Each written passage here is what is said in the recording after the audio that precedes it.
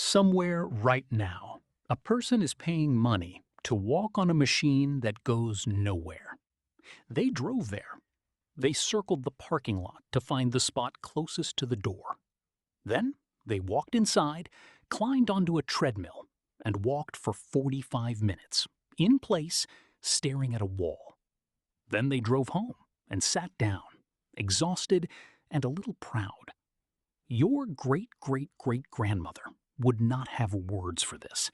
She would simply watch and quietly wonder what had gone so terribly wrong. Because for 300,000 years, no human being ever exercised. Not once. The idea would have been insane. Running hard and going nowhere, lifting a heavy stone only to put it back down, jumping up and down on purpose in the same spot for no reason at all. To an ancestor, that isn't fitness. That looks like a person who has lost their mind. And yet here you are, aching, stiff, tired, told that your body is failing because you don't do enough of the very thing that would have baffled every human who came before you. You've heard the warnings. Sitting is the new smoking. 10,000 steps or you're doomed. Your chair is killing you. So you feel guilty. The gym membership you barely use. The standing desk you stopped standing at. The workout clothes still folded with the tags on. You think you're lazy.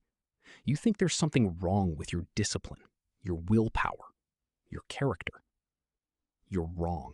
And the proof comes from a group of people who almost never exercise, almost never go to a gym, and have some of the healthiest hearts ever measured. They're called the Hadza, one of the last hunter-gatherer peoples on Earth, living in northern Tanzania. Researchers strapped devices to them, expecting to find people in nearly constant motion. And they did find movement, but they found something else that stopped them cold. The Hadza sit just as much as we do, around 9-10 hours a day, the same as an office worker in a city. Read that again, because it detonates everything you've been told. The healthiest hearts on Earth belong to people who sit as long as you do. So if it isn't the amount of sitting, what is it? The answer is in how they sit. They don't collapse into a padded chair that holds up their entire body. They squat. They kneel.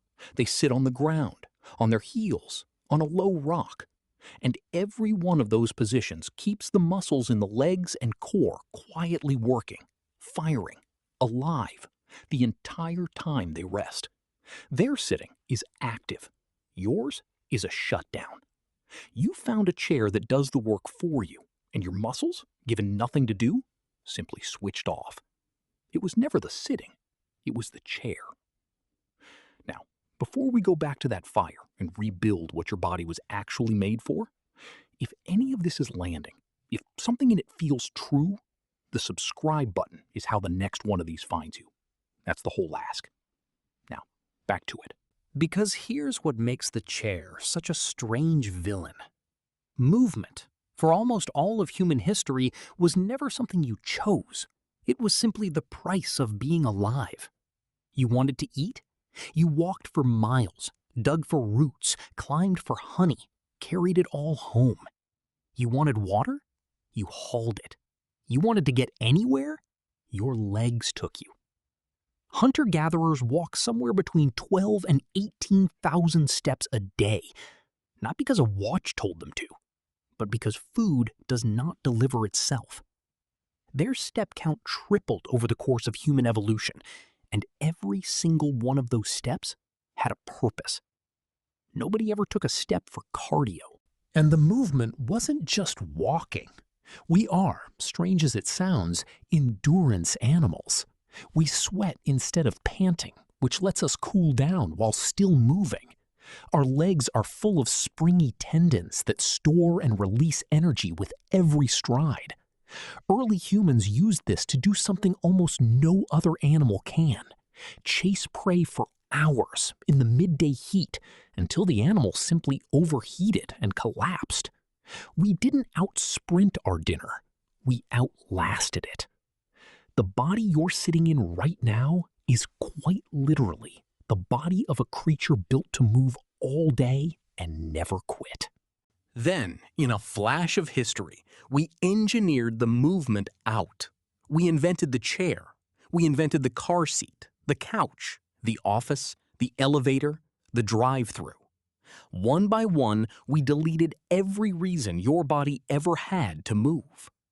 And the result is a creature built for all-day motion, folded into a chair for 14 hours, slowly seizing up.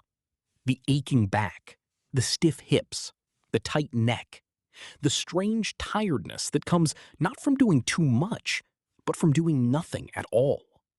Your body isn't broken. It's a marathon runner that's been locked in a phone booth. And here is the part that should genuinely irritate you. Once we removed all the natural movement, somebody had to sell it back. An entire industry was born to take the thing your ancestors got for free every single day and turn it into a product, a membership, a chore, and a source of guilt. They needed a number to sell you. So where did 10,000 steps come from? Not from science. It came from a marketing campaign. A Japanese company in the 1960s selling a pedometer who picked 10,000 because the character for the number looked a little like a walking man. That's it. The goal you feel guilty for missing was invented to move a product. So picture your ancestor again, watching you. She watches you drive to a building to walk in place. She watches you take an elevator to a gym on the second floor. She watches you sit all day, then change into special clothes to go be tired on purpose. She watches you buy a machine to lift, having spent the whole day carrying nothing. None of it is laziness to her. It's the opposite.